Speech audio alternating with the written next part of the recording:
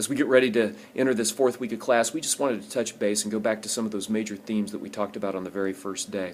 So the class is called Humanities, and let's remind ourselves why. We're looking at the human experience. We're looking at how humans come together and try to both survive and thrive. Starts, of course, with survival as humans try to just figure out how to get food and water and shelter. But then it gets a lot more interesting as they look at ways to thrive, as they look at ways to try to build up a culture. And over the last several weeks, what you've been talking about is the scientific revolution and the Enlightenment, and these were ways in which human beings were trying to figure out significance and meaning, and that's, of course, a very, very important thing.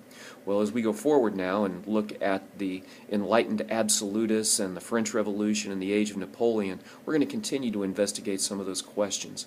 The idea, the image that we want to leave you with, or that we want you to consider or keep in mind, is that a civilization is very much like a ship on an ocean.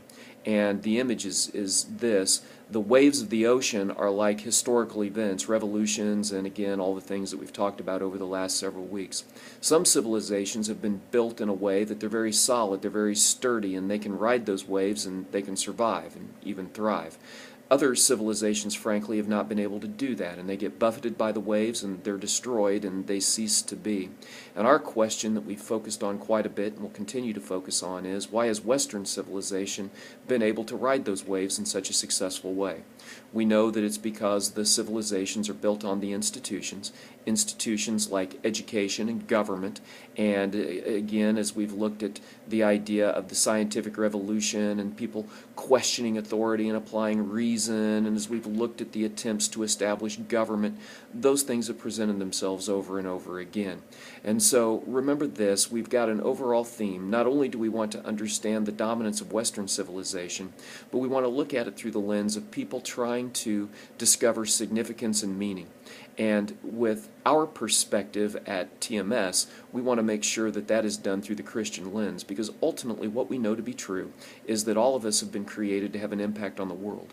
And there's absolutely no way that we can impact that which we do not understand. This class is going to help us understand the world, the forces, the events, the people who have shaped it, so that we can make a difference. And it's not just making a difference here, it's actually trying to make a difference in terms of advancing the kingdom. And there's nothing more important than that. So as you now look at the enlightened absolutists, look at how they struggled with some of these questions, how they tried to balance the thoughts of the Enlightenment with their own desire for power. Look at their search for meaning and significance. And we'll look forward to hearing from you on the discussion board and in your focus questions, and of course next week in class.